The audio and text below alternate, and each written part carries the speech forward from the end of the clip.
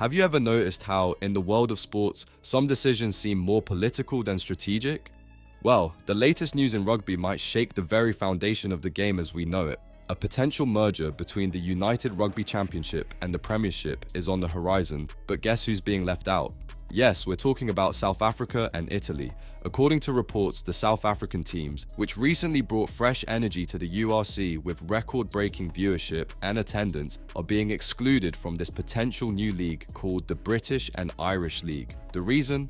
A focus on the commercial interests of the UK nations, leaving South African and Italian teams without a major international competition. And you know what this means? If this merger goes through, the Bulls, Lions, Stormers and Sharks could be left without a major international tournament to compete in. Imagine that. After leaving Super Rugby in 2021 and finding a home in the URC, they could be cast aside.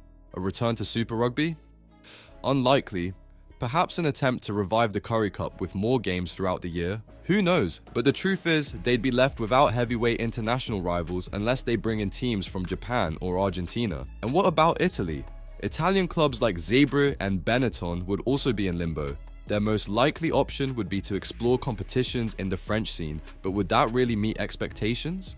What makes this situation even more intriguing is the fact that the inclusion of South African teams in the URC has led to massive growth in both viewership and attendance. Just to give you an idea, the 2024 season shattered records with 47.7 million viewers, surpassing the previous high of 37.4 million in 2023. And let's not forget the final between the Bulls and Glasgow Warriors, which drew over 1 million viewers. So, why would a league that's on the rise and gaining popularity suddenly be willing to sacrifice this growth opportunity?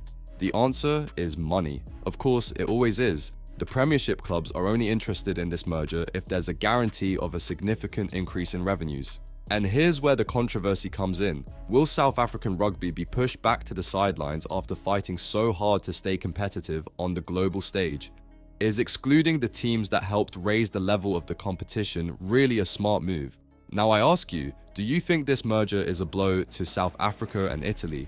Or could it be a chance for South Africa to build something even bigger and more independent? Share your thoughts in the comments below and don't forget to subscribe to the channel to stay up to date with all the latest twists in the rugby world.